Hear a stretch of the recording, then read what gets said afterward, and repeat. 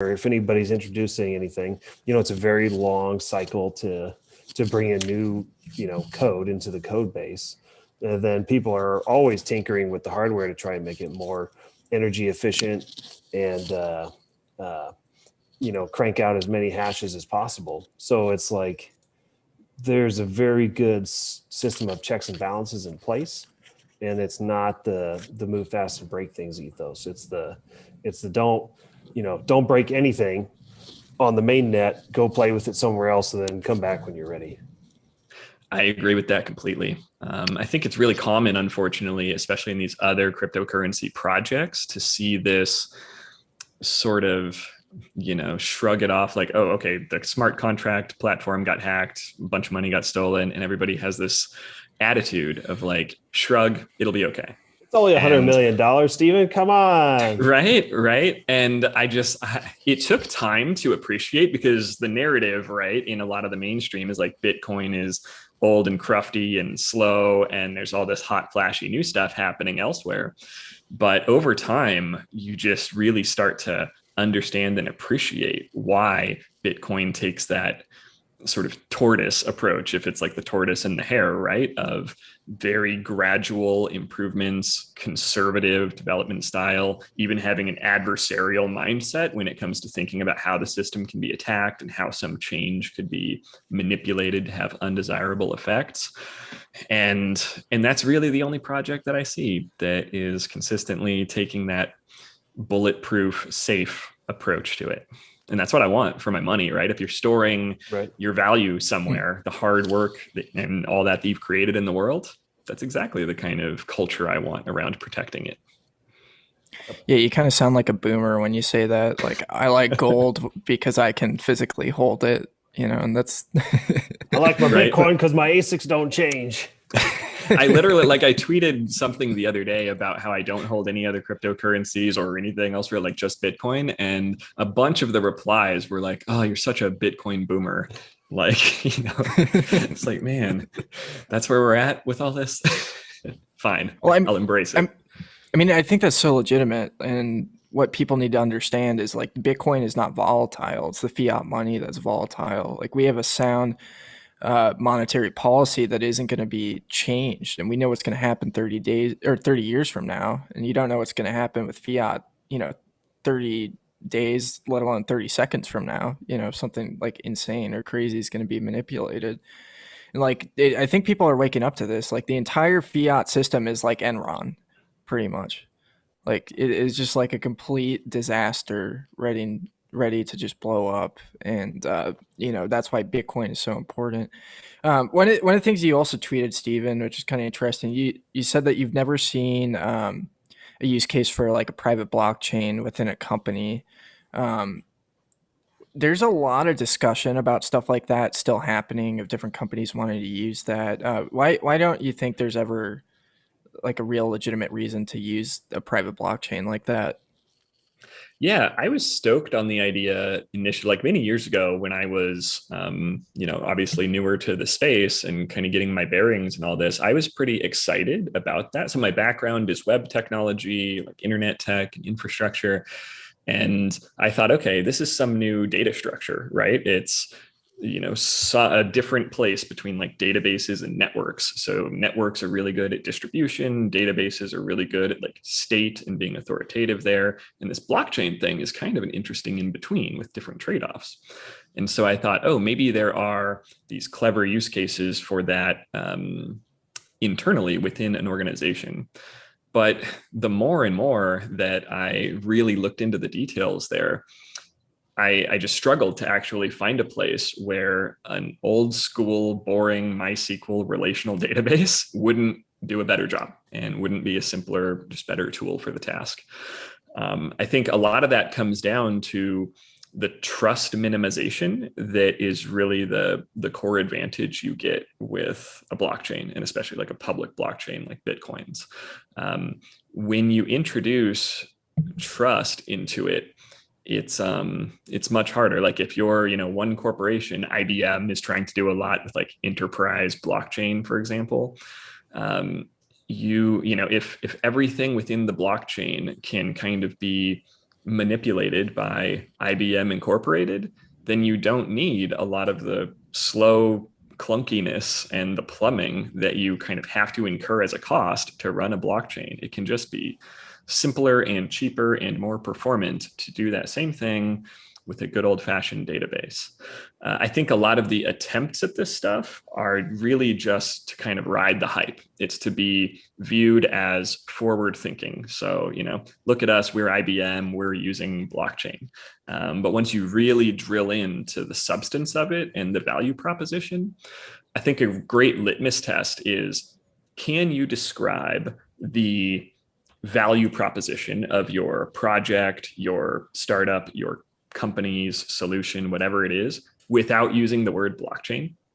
And if so, then maybe it's valid. Like maybe the blockchain is just kind of this implementation detail. It's like it just happens to be the right tool for the job.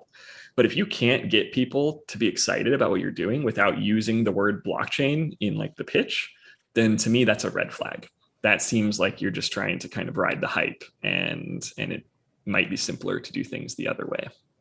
So yeah, to this day, I've still never seen what I consider a compelling use case, anything that I would invest in or think is solid for a private enterprise blockchain like Hyperledger or anything like that. I think it's all noise. Makes sense. Yeah. Decentralized databases that don't work as efficiently.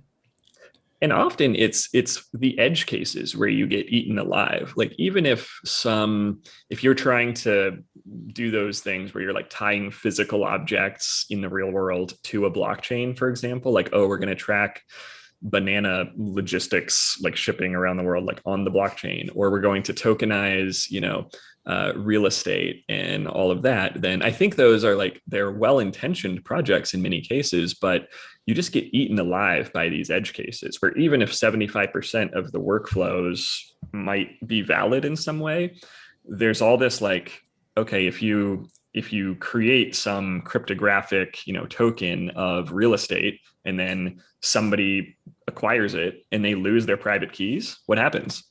Do they really not own that real estate anymore? If somebody across the world hacks their wallet, does that person own that real estate now? Can the other person no longer physically walk inside of it or exert influence over it?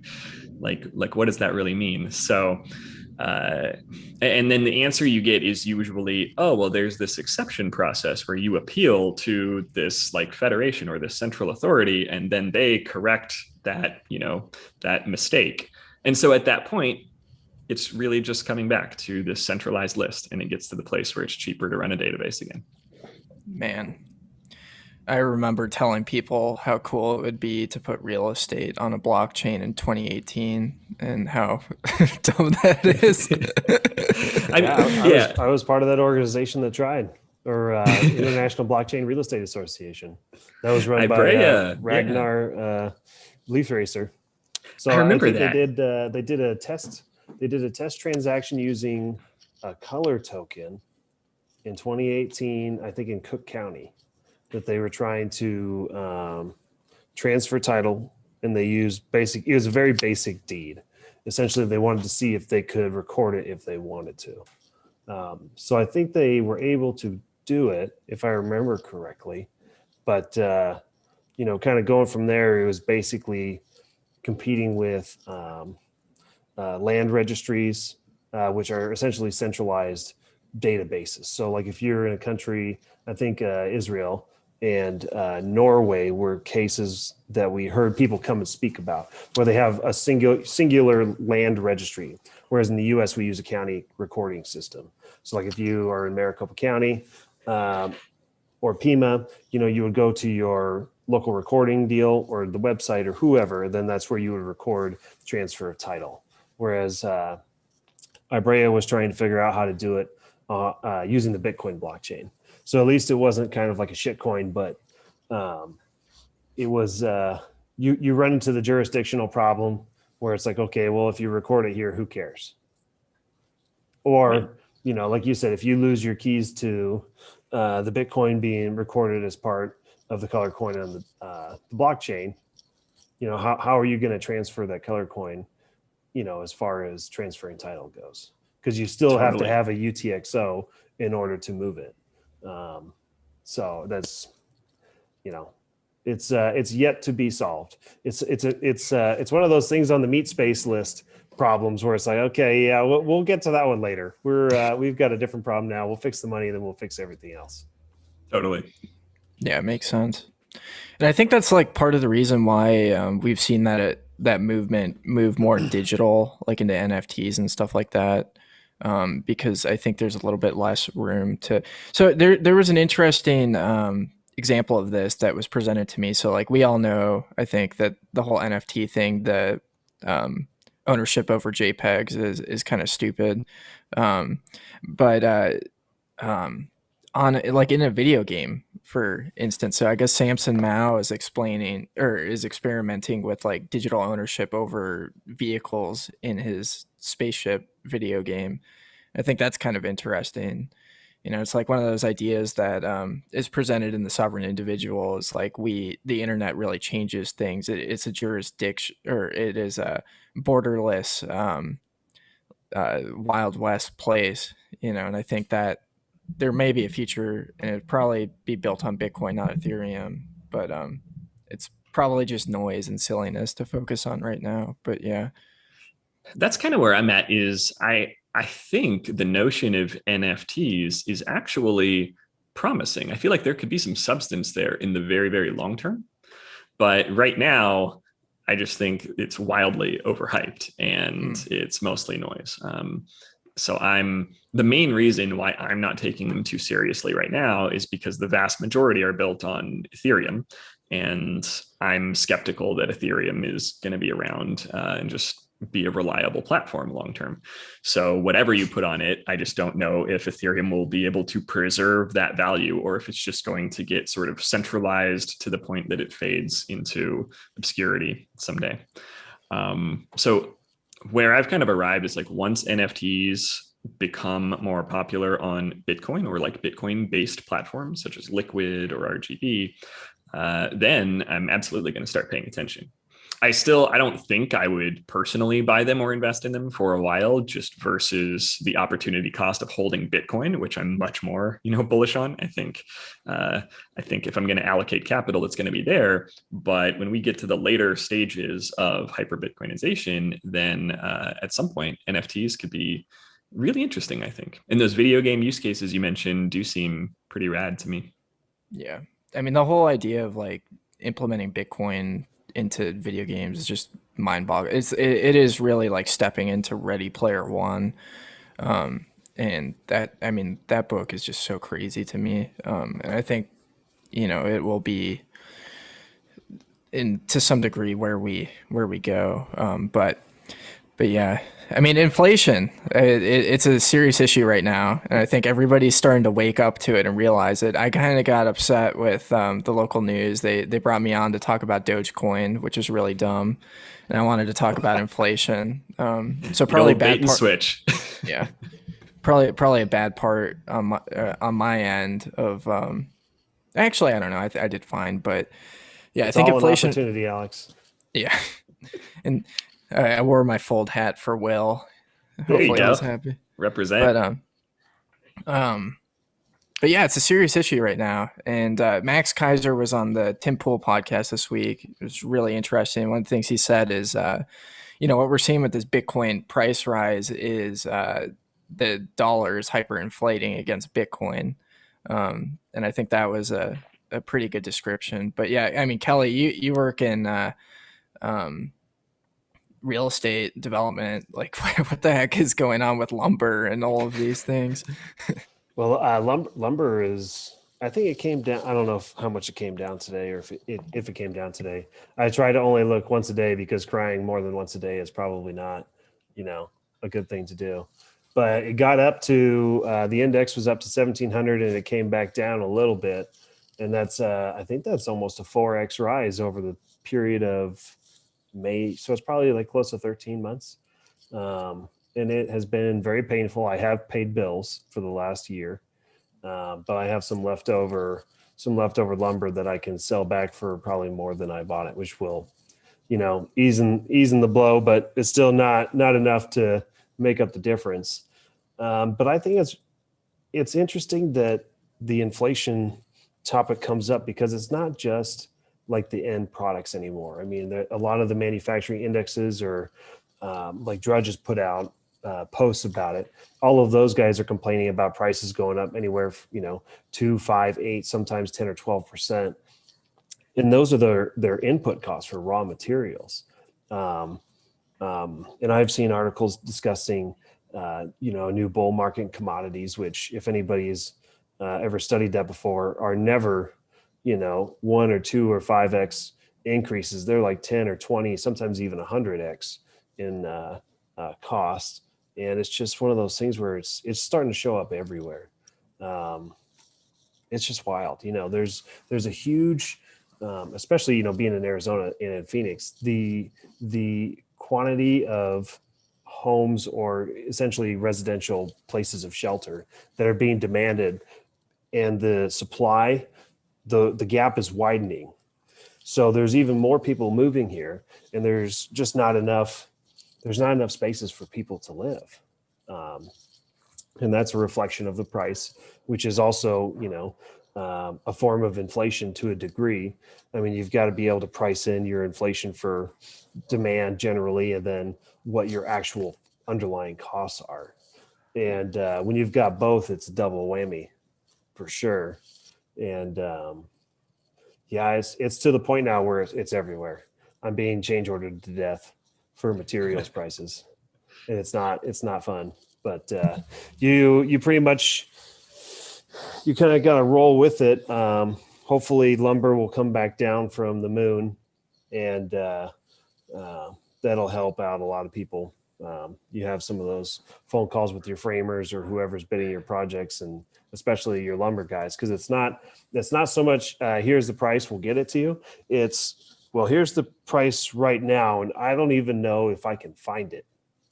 So it's even crazier, because all they're doing is they're basically quoting you the last bid plus 5%. And then it's like, okay, well, now that we got off the phone, I have to go back and I have to see if it's even available anymore, because there's just, they're just not enough being produced. And I think, I can't remember where I saw it. Somebody had a list of the mills in the Pacific Northwest that, are not up and running, but they could be turned on, right? And it's something like only 45% of the available mill space, or mill capacity rather, is being used. And a lot of it's because of the shutdowns. A lot of it's because overcapacity from 2008 that just hasn't really been brought back online. But, as Bitcoiners and famous Austrians, or, famously trying to be Austrian, all of this is a process. It's not like you can go in and turn on, a mill, because your mill's dependent on, freight getting you materials to the mill, in the form of trees, and then, dicing it all up. You got to get all the labor, then you got to get the transportation out of there, and all the things that go with that, right? It's a process. So starting those things back up, when they're making hand over fist, is not exactly a top priority. Especially on top of that, we've got, Biden bucks keeping everybody at home, with either the unemployment or the stimulus checks, all the different things going on. There's a huge disincentive for people to actually go to work. I mean, they could make 10 to 15% more, maybe 20% more if they actually worked, but why would you do that? Yeah. It's like asking, would you take 15% pay cut to be able to play at home all day? And most people probably, yeah. I got a huge backlog of video games that I can use, Right. Yeah. Go play with some NFT spaceships on Samson Mao's video game. Hey, if I were in a video game, I'd play Infinite Fleet. It looks pretty badass. But yeah, it feels like the incentives are just broken wildly from many sides. The sort of central bank and the money supply, I think, being at the base of it, like the ultimate root that it's stemming from. But then these various regulatory bodies and agencies, kind of layers atop that, are just mangling the price signals. And that's something that I would not consider myself an nice background. I would not consider myself an economics authority or expert, but I would say, I'm an Austrian economics enthusiast, and such an important principle from that is just money as an information signal, like the price as an information signal, that is, price being used as the mechanism to communicate sort of value and cost and worth.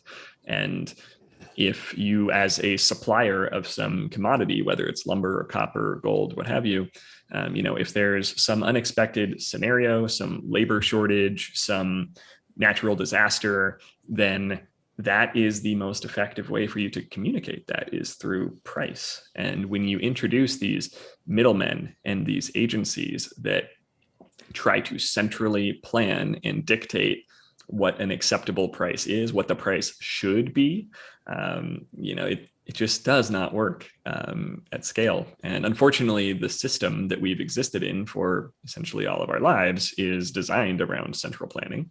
So we've never really had laissez-faire free market capitalism where prices can convey in this pristine way kind of what the market is and what the state of things is.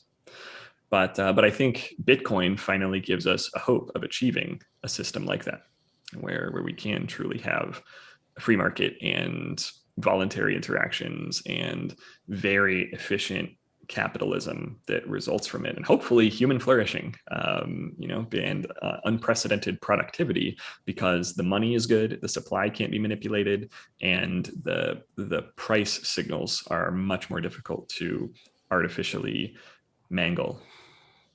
Yeah. I mean, that's great. A lot of conversations I have with people about Bitcoin, especially older people, is, they have this question. They ask, "What is Bitcoin backed by?"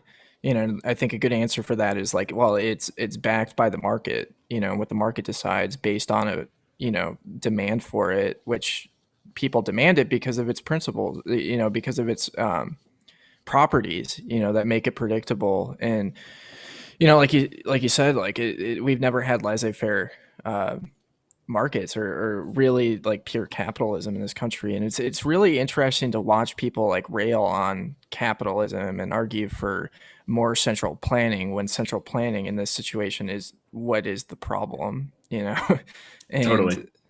it's so backwards to me. It's like, Yeah. Yeah. There's a chart that I love that circulates around Twitter every once in a while that kind of stacks up various monies side by side with the attributes that make good money, and it kind of compares them, right? So it's like Bitcoin, fiat, gold, I think is the one that usually makes the rounds in these in this image, and then you have the qualities that make a good money, right? So is it durable? Is it portable? Is it scarce? Is it easy to assay or verify the integrity of? And then does it have an established history, right? And Bitcoin just crushes it. Like when you line up these candidates for money and just look at the fundamentals, Bitcoin absolutely knocks it out of the park. It wins in all of those categories except established history. And that's kind of where gold has the biggest advantage, right? Because gold has been sound money for thousands of years, the best money that's been available to people. But what I love about that is, if that's the only category that Bitcoin's not winning in is established history, then a different way to phrase that is just all that Bitcoin needs is time. Like if Bitcoin just continues to exist and, be what it is, do what it's doing, then gradually that history becomes established. And maybe it will be established very quickly because now we have the internet and Twitter to share information, which we didn't for most of history. So it can establish that trust and that reputation much more quickly. I always find it interesting too that when critics address Bitcoin, that they don't, even some of the Austrian ones, that they don't use the time function, right? And I mean, it kind of blows me away that if you're going to analyze something, that they pick it up and they just look at it like through a microscope in a frozen period of time, like today, or who's the guy who always tweets? Not Peter Schiff, But there's another guy who always tweets, when Bitcoin goes down like 10 or 15%. Is it Steve Hanke who does it? Yeah. I think it's Steve Hank or Hanky. Yeah. Yeah, whatever his name is. But Yeah. it's like they're looking at it, in a specific period of time in which essentially advantages whatever position that they're trying to put out, right? Well, it's like, if you look at it from 2009, 2010 forwards, how are they analyzing it then? I think Pierre Rochard is famous for using the tweet stamp function in price and putting in the different naysayers tweets over the course of the first time they open their mouth, like in 2013 or 2014. And there's zero perception of the history of what's really going on. They just whenever they look at it, they're just looking at it through that small fraction of time. And then they're posting an analysis without looking at anything else. And to me, it's just like, well, first of all, like human action occurs through time. People do things through time. It's not, you can't cheat the system that way. You can't build a house instantly. You can't do anything instantly. You can't even tweet the garbage they tweet instantly, right? So the notion that you analyze and make an argument through just a specific pinpoint of time, as opposed to looking at something like Bitcoin where it's like, okay, it's been here for 12 years now. What has occurred over this arc and where do we think this arc is going? I mean, Bitcoiners use the, I think it was Murad Mammadov? Murad, there you go. Yeah, Murad. So Murad was the chart. one who created like the regression chart with all the different points and stops along the way, right? So it's like, okay, well, if we use these theorems, let's put Mises to the test, let's put his feet to the fire and say, hey, if this were to be money, if this were to really happen, is this what would happen? As opposed to, it's like, no, that's dumb. I looked at it yesterday. It's down 5%. Move on. It's like, oh, come on, man. It's been around for 12 years. You've got to use at least some semblance of an analysis. So 100%. It blows my mind when I see, even like maybe if your specialty is short-term trading, like if you're a day trader, then I can kind of understand being locked into a very short-term time frame analysis like that. But I feel like if you're an economist, I believe he is part of Cato, like the Cato Institute. Yeah. Like it blows my mind that he can't zoom out. And like, do you live your entire life just like, do you look down at your feet when you walk all the time? Like, is that how you like gauge the quality of like where you're at and what's going on? Because that's what it feels like you're doing on these charts. We should use that background, the Pepe background, where it's it's like a split down the middle and he's wearing like a friar's robe or whatever. Oh, that's probably my favorite meme. And it's on the Cato side, it's got like Windows XP. Yeah. Kills me. So we got Phil Gibson in the chat from the Sioux Saloon. Awesome podcast. Good man. What up, Phil? Yeah, so he asks, y'all Citadel going to be on some beachfront property in Arizona? A little healthy trolling. Will be. He'll be at the bar singing. Yeah. We've got some bodies of water out here. Don't exactly have oceans. I do miss the Southern California ocean, but we got some bodies of water. Yeah, I mean, it's not that far from what's it called? Down in Mexico. There's a Rocky Point. Yeah. I've yet to go. But same. I've heard good things. Yeah, so speaking of which one of us is going to forego some Bitcoin and buy the entire peninsula, the Baja Sur Peninsula?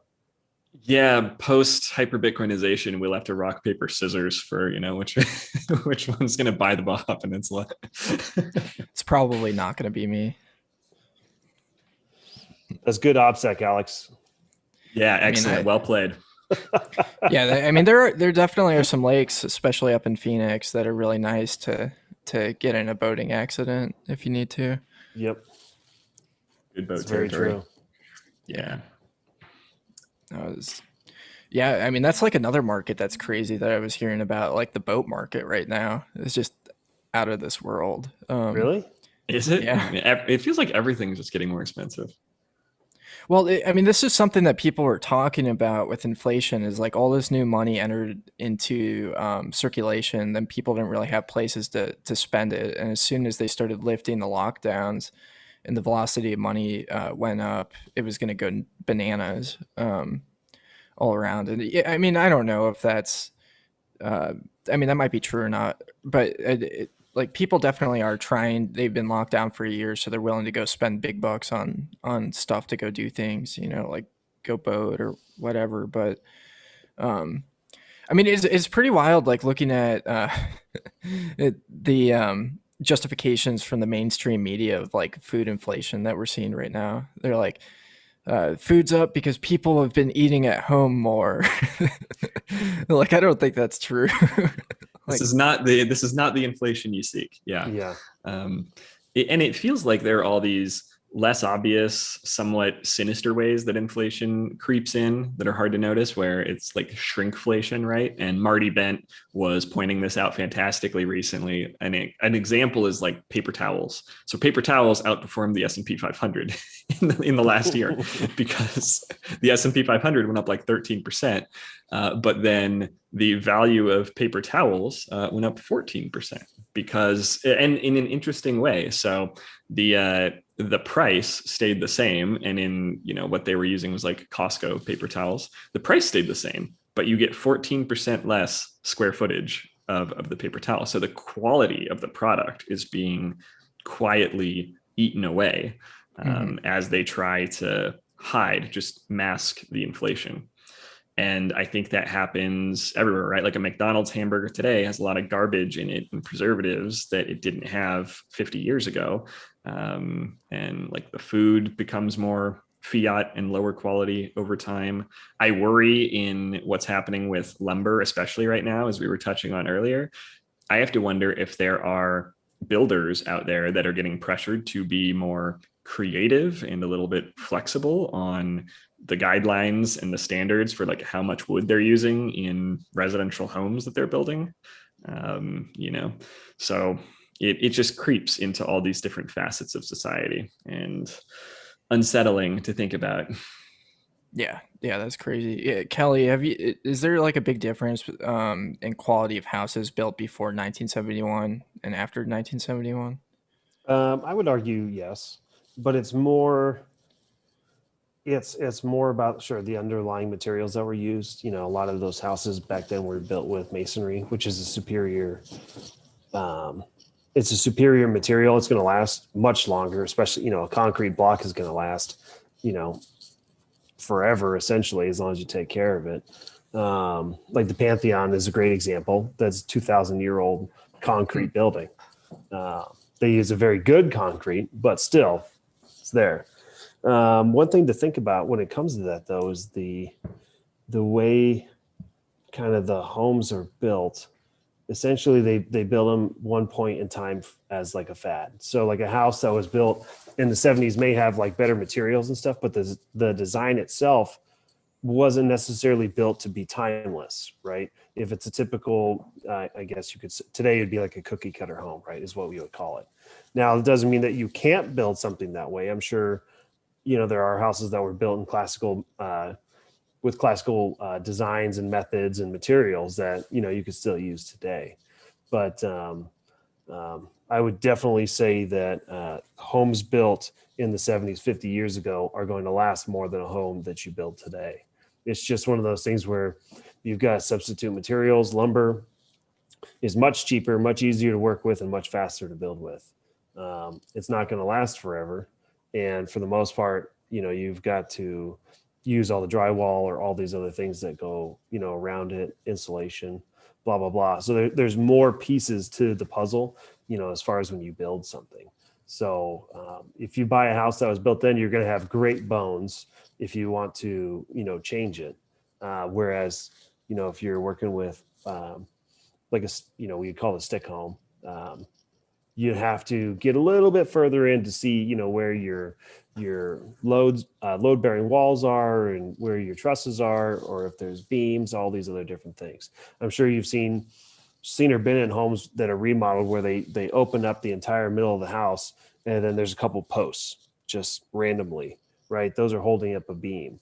In a house, from the 70s, you're much less likely to have that because essentially the entire outer wall is holding everything up, as opposed to, one or two beams in the middle of a house. So, it's one of those things where you adapt your home designs based on the materials that you're using. And if you're using more readily available value engineered materials, that's going to affect, the longevity of your house. I think I've written a couple times that, like, I wouldn't peg the average home built today to last more than, 25 to 30 years without like total remodels, on the inside, whether that's the cabinets, all these other things, so for example, the homes built in the 70s, like a ranch style home, is basically, people are going in and gutting them, and they're removing walls, so that they have like an open floor plan, or like a great room floor plan, or whatever they want to call it.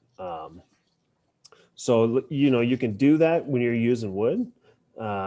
Obviously, if you have a masonry wall in the middle of your house, it's a little bit harder to move. But yeah, it's just, that's going to last much longer. And that was just built as the norm. It's just substitution effect over time. Cheaper materials they're gonna eat your lunch.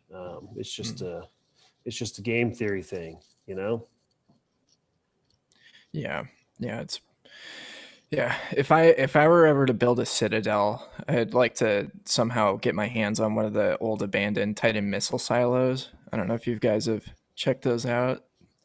Yeah, you can buy those. It's They're amazing crazy. you say that, actually, because a buddy of mine sent me a DM recently with a Zillow link, and on Zillow, they're selling this underground bunker not far from, I think it's like 2 hours south of Phoenix somewhere. I kind of want to go drive and check it out. It's like 400 and something $1,000 for this legit, very like heavy metal underground missile silo type of thing.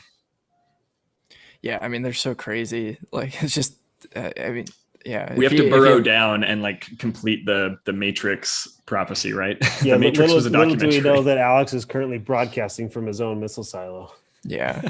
You bought it, didn't you? That's why we're it's on the southern border. Yeah. I mean, I wish. maybe that's what I'll just start saying. I'm broadcasting from the Tucson Bitcoin missile silo. Yeah. Don't forget, you gotta put your tinfoil hat on too. Oh, Bitcoin bunker. Yeah, I mean, if there was ever a year to wear a tinfoil hat, it would be now.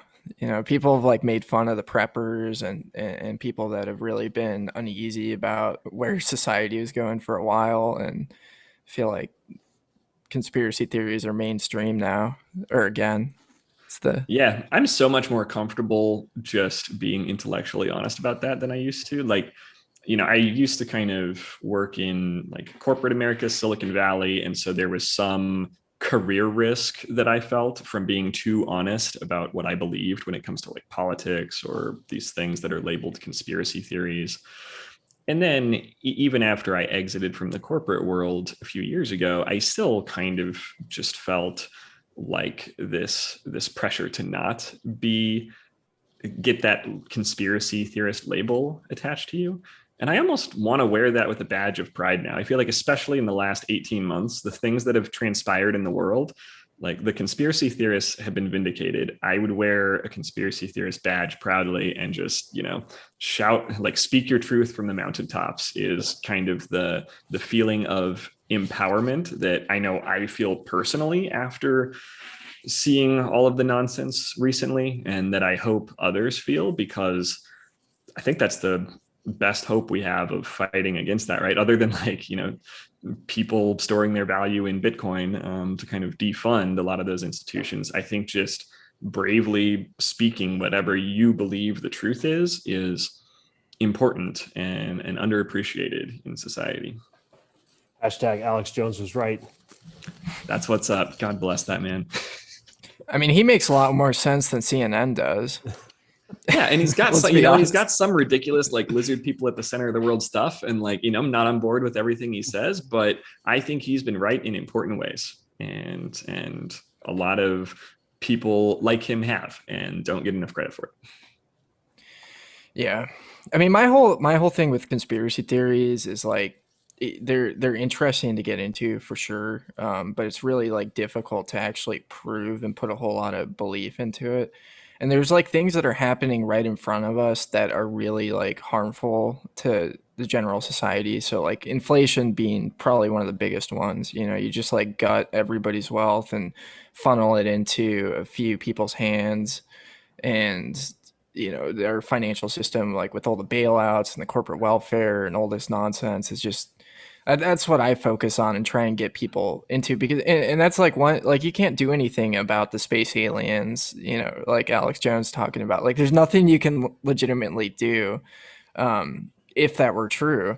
But you can legitimately do something about the inflation, about the brokenness of the monetary system, about like the predatory lending, and you know all of these other issues that we see. And I mean that's kind of my take on it personally, and like it helps me keep my sanity, because I think like, you know, these people that dive into every conspiracy theory, you know, whether they're true or not, it's really demoralizing.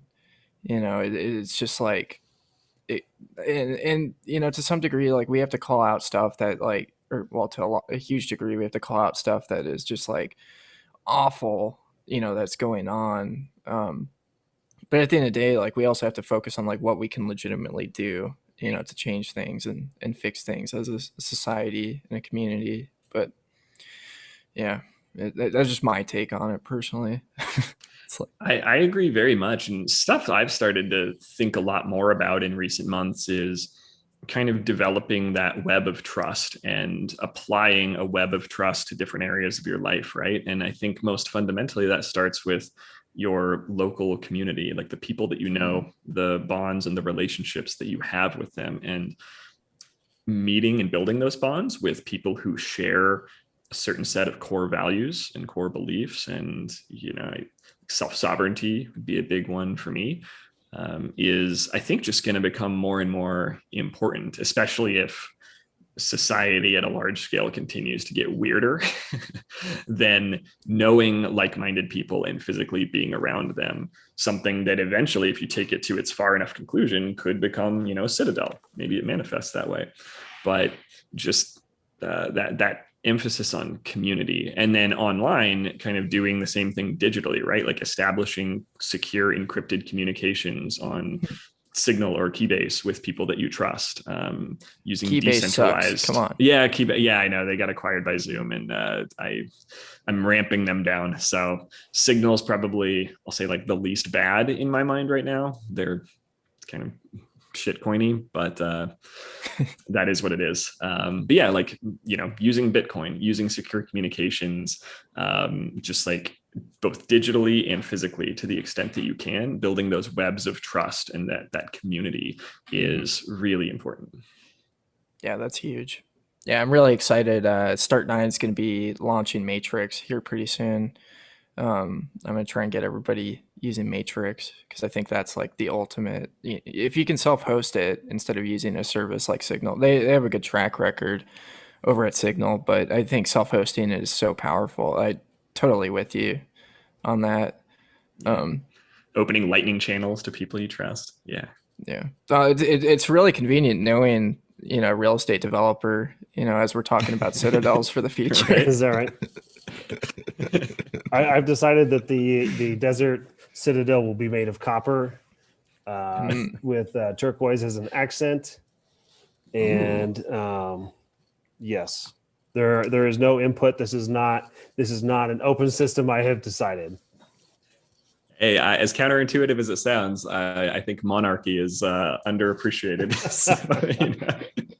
And I have to say, I consider you a connoisseur of Citadel imagery and aesthetics. I enjoy that on your Twitter feed. Yeah, you know, I try to post the stuff I see with a lot of those accounts I add to the Bitcoin urbanism list. So if you guys don't follow that list, follow that list, because there's a lot of good people on there, nice. and I always add more people. But yeah, whenever I see like a cool house or a location or whatever, I just throw it up, and then I have a thing for lampposts, which we don't have to talk about. But I'm intrigued. Yeah, no, it's a lot of fun. I mean, there's a lot of really cool places out there. I think my favorite was the one that I said I would buy and donate to the Mises Institute, because it was in Vienna, so that they could have a physical location to teach Austrian economics. But for the most part, you know, I think it'll be interesting to see, because especially from like my perspective, like a citadel is like a city state, right? You know, a lot of people use the citadel as like the self-sovereign, you know, place of the individual self. And to me, it's like, well, I mean, sure, but you could also have, you know, if we all retreated to Austin or to Miami, as some would have it, you know, that in itself is a citadel. It's just like-minded people in the same, you know, physical geographic space. So think about what all the good we could accomplish, you know, in the same space, you know, with the same mindset, trying to achieve the same goal, which is a fantastic human experience, I would imagine.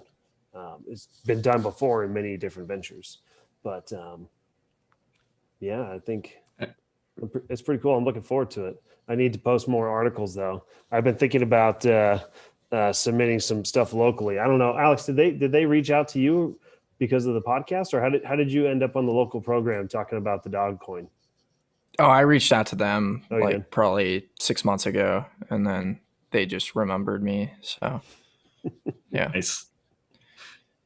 yeah, Nice. it's Yeah, it's a I lot think that easier. Yeah, that is such a good point you make, Kelly, about like it's not this binary thing where it's like you're either kind of living as you are today and then like boom, someday you're in this physical like fortress structure and that's a citadel. There's sort of this whole spectrum to that citadel manifestation, right? And it can, yeah, just start with like the cities as they are today or the neighborhoods as they are today and more like-minded people kind of congregating there. And even before that, there's this digital step, right, where you can kind of opt out in place. And maybe what we're doing now is almost a micro example of that. Like this conversation and Bitcoin Twitter is like, even if you can't or won't yet physically move, you can almost build these digital citadels where, and thanks to Bitcoin, you can store your value in them, so to speak. So yeah, I think it helps just like enable that. It's this achievable, more like near-term, low-friction milestone on that spectrum along the way to what could be a future fancier citadel. Yeah, yeah. I yeah, definitely agree that the digital citadel is, you know, akin to Bitcoin Twitter, or, you know, even these conversations. You know, it's all within, you know, the same gradient, the same realm. You know, just walking around to different places, listening to different conversations, just as anybody, you know, can join and listen to us or post questions and all that. So it's just crazy. It's just crazy. Totally. And meetups too. Yeah. Yep. Yep. definite Any, meetups. anyone within driving distance of Phoenix, Arizona, or Tucson, Arizona, we got some good meetups going. So come out. Yeah, they're great. The Bitcoin meetups have helped me keep my sanity, over the past year. Like there's a while I was a part of a couple that were online, my week was kind of like a roller coaster where like Mondays were the day that the meetup happened and I, felt amazing. And then slowly down to Sunday. And then Monday, it's just like felt great again. Like drained over the period of days where you have to be making small talk about what's on Netflix this week. And then you get to like, be with Bitcoiners and you get this burst of good energy from talking about real stuff.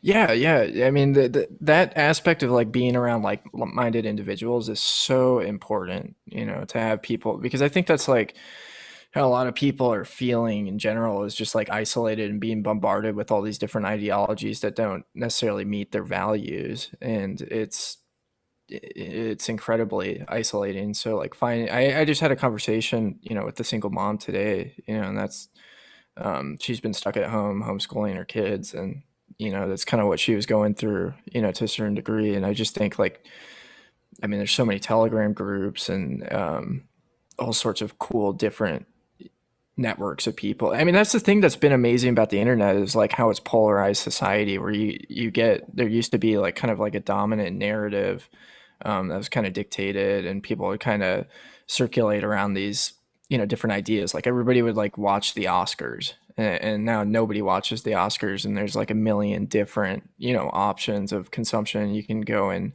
interact with your, community that you relate to. I think that's super interesting. What you were saying with like digital online citadels almost. I mean, even these companies like Fold, all the employees live all over the country. You know, or Swan, you've got some people living abroad, and that's such a crazy concept. Like, there's not a localized office that everybody goes to, and that's shifting. Um, but yeah. And at some point, you could even, I'm interested to see if more pseudonymous companies will begin. Like if you do have a digital product and your service is online, then, maybe like, do you still need a legal entity? Do you still want to incur the overhead of that? Do you still need to reveal your personal actual identities? Or if you have some way to establish credibility and trust with investors, with potential customers, maybe you can be this kind of like you don't need a bank account even. Maybe you could kind of be this unstoppable company. Well, you're already seeing that with like, it's not really legal, but with like people that provide torrents and live streaming services. So I think for sure that'll be a thing. Totally. Like, yeah, It'd be interesting to see. Yeah, I don't know. The world's moving so quick. It's just hard to predict. So yeah, let's get into some predictions for the next year. So we'll start next 3 years. How many trillions of dollars is Biden going to print? What'll the chart of M2 money look like? Yeah. Oh my goodness. Well, they changed them too. So yeah, they changed M1, right? M1's the one that looks absolutely like mind-boggling. It's just like a wall, like a 90-degree angle in the supply. And part of that, I think, is a function of them like changing the way they classify some assets. But yeah, then M2 is not quite as jarring, but it still is like crazy. And what, like 40% or something? Or no, I think like 27% increase in the last 12 months. It's crazy. And I think too, it's like what's different this time is essentially the normalization of transfer payments and the normalization of the Fed will monetize it, I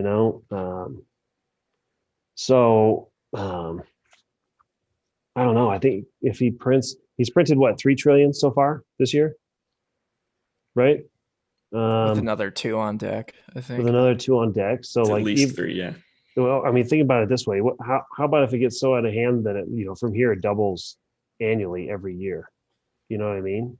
So that, you've got your when money dies situation. If you guys haven't read that book, you gotta read it. But where it's like the last time, there you go. The last round of money that they printed, they were just adding multiple zeros to the dollar bills just because they thought that was. Yeah, they're essentially every time they did it, they doubled down on what they did before. So if they print it, if we're printing $5 trillion now, well, the only way to fix $5 trillion is to print $10 trillion and give it to everyone so that they can afford, whatever it is they're buying at these new price increases. Well, it's like, well, now there's a situation where that 10 trillion is spent. So how do you fix that? Well, do you give everybody $25 trillion? Like at that point, it's like, okay, if you haven't figured out what's going on by now, there's it just doesn't make any sense. So yeah, I would wager that we would see a doubling each year going forward. Dang. Terrifying to think about, but yeah, I feel like that's not out of the realm of possibility at all. And you're right. Like the more they do it, the more people get used to it, the more kind of this, the more whatever, I guess, amenable to risk people will become because they remove the moral hazard from the equation, right? This expectation develops that, oh, if this risky investment of mine doesn't go well, I'll just get bailed out. I'll get this free, easy money. And therefore, the whole system becomes increasingly fragile over time. And so it gets harder to undo. Every time that you do it, people expect you to keep doing it. There's this fantastic talk that Parker Lewis did at BitBlock Boom last year. Yeah. And he had this great line in it about, there's that children's book, like if you give a mouse a cookie, and his line was like, if you give a mouse a cookie, he'll ask you to buy his CCC bonds, like talking about how that they will just continue to want to be bailed out and have their junk assets kind of purchased by the buyer of last resort, the Federal Reserve and the central banks, because that's what they've become used to and comfortable with. And so, I worry about the printing, about hyperinflation, about all the stuff that I think might happen. I hope doesn't happen because it could lead to a dark dystopian place in some ways. But if we build Bitcoin infrastructure and onboard people quickly enough, then maybe it can be somewhat of a smooth upgrade for society. Yeah, for sure. Russ asks, he's in the chat, what do you guys think happens to tax compliance when we continue printing at these levels? Ooh, I worry that there are going to be very specific taxes levied against Bitcoin. Perhaps cryptocurrency, but I could even see them being just specifically Bitcoin, where the justification is, oh, well, this thing it's almost in the interest of national security, and some with maybe sprinkle a few dashes of like, these early Bitcoiners don't deserve this. They clearly got lucky. They've had 1,000x returns. So you, Alex. Yeah. And so therefore, we're going to tax them at an 80% capital gains rate or something along those lines, just, mind melting levels. Again, I hope it doesn't come to that. I hope we orange pill enough of the Senate and Congress that they have skin in the game and wouldn't like that either. But I think when they get desperate, they will resort to desperate measures. And a lot of what the government does is enabled by the fact that they can print more money, or that they have engineered this system that pushes people to buy their bonds. And so Bitcoin absolutely crushes their ability to print money. And it mostly crushes the incentive for anybody to buy bonds. So you have just starved the state of their primary source of funding for doing what they do, kind of their lifeblood in a way. And the only thing they're left with is like capital gains tax and income tax. And so if you take away everything from over there, I just feel like the only mechanisms they have left are those things. And so getting more extreme with them would make sense in some ways. Well, I think it's interesting too. So to bring up when money dies again, he has a whole portion of the, the latter stages of the hyperinflationary event where they basically say like they stopped collecting taxes because it was essentially more. They figured out that it was more expensive to try and collect taxes from people who essentially took their wealth out of the country and exchanged it for either for gold or dollars or the Swiss francs, like whatever they could get it out of the Deutschmark, like they got it out of the Deutschmark. And then they're trying to go after these people who have essentially fled the country with their wealth, and they're just left with, the normal people. So like, well, they're not going to be able to tax them because there's just too many of them. And then the cost of enforcement is now just through the roof because essentially all the different union demands that were coming down the pipe, especially for the government workers, like the government just simply couldn't afford it. And everything was just moving essentially too fast. It was moving faster than anybody could negotiate to keep up with. So, at that point, it's just, you toss your hands up in the air. I mean, it'll be way different with, digital, I would say the digital abilities that the government has now with access to your bank account and all that stuff. But, on the same token, if you're on the receiving end of these transfer payments, like what are they going to do? Transfer, $1,000 and take, $500 out? I mean, riots in the streets almost automatically. But I think the enforcement of tax collection will be similar in circumstance to that, where, if you can catch a couple guys running out the door, they'll do it. But for that part, a lot of people are running for the door if they're not already out already. Yep. Yeah, I mean, you're already seeing that. Like Biden's talking about giving more funding to the IRS. Russ commented again. He said unrealized capital gains, and I'm totally with him. Yellen already dropped a hint that that's on the table, which is really scary. I feel like that's ominous because even though it just seemed to be dropping a hint. Like the idea didn't get completely laughed out of the room. It wasn't viewed as totally insane by a lot of the mainstream. You know, I think there were some people nodding their heads going, oh yeah, maybe that's a good idea. Whereas decades ago, it would have been completely insane. And so just gradually we're progressing to this place where that's becoming normalized or more acceptable. And for me, that's the territory of like complete insanity. Being taxed on an like before you've sold an asset that you have is crazy to me. That's like up and vote with your feet move kind of time. Well, and the other thing with that is like where, you know, think about the absolute demand for cash.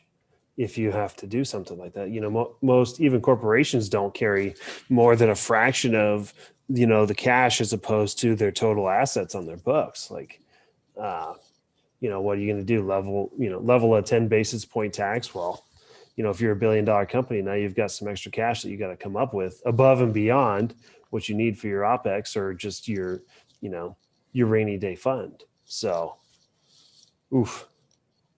Big oof. Yeah, it's gonna be crazy. I mean, it's not. I don't see it as like too different from property taxes because they're essentially taxing you on an asset that you haven't sold, but it's just on literally everything. Like, I mean, I've got bullets and those are going up in value, you know, like through the roof. Like Janet Yellen, are you going to be taxing me on my 45 cal? That's, you know, was it 2 years ago was like, I don't know, like 10 cents a bullet. And today is like that, even that's expensive. Maybe like 5, 6, yeah, maybe like about 10 cents a bullet. And then today is like trading at like $1 a bullet. Like bullets are precious metals. Yeah. Yeah. Russ says, remember, World Economic Forum says in 2030, you will own nothing and be happy. I will not live in the pod. I will not eat the bugs. Nothing but my 12 seed words. Thank you very much. The World Economic Forum doesn't understand my ambitions to own that Titan missile silo. So that is not priced in. Yeah. Where can people follow your guys' work? For me, pretty much Twitter. I'm S-then-C on Twitter, STHENC. Tweet mostly about Bitcoin, a little bit about weird nutrition and society. And then I'm on Twitter as well at KTLANNAN. And then I write at bitcoinurbanism.substack.com. Also have a Twitter handle, Bitcoin Urbanism. So stop by, check us all out. Alex, where can we find you? Oh, I'm easy. I'm on YouTube, and I've actually been getting on some alternative platforms recently for video, and I'm playing around with Library right now, which is kind of a hassle. And they shitcoin. I get paid in shitcoins, I guess, but I can sounds not ideal. That. Well, you know, convert it to Bitcoin. But Rumble, I just created a channel, started uploading there. Twitter, Tucson Bitcoin. But the best way to meet all of us is come to the Bitcoin meetups. Yeah. Well said. Meetup.com, the AZ Bitcoin Network, Tucson Bitcoin. Got monthly events for both. So would love to have anybody in the area. I'm probably going to take Russ's suggestion and change mine to the Tucson Bitcoin Citadel. So do it. I dig that. Yeah. I'll leave it up to you what you want to do with the AZ Bitcoin Network, Stephen. But we can brainstorm on that in the group chat. Yeah. Well, cool. Well, thanks for coming on, guys. Yeah, thank you for having me.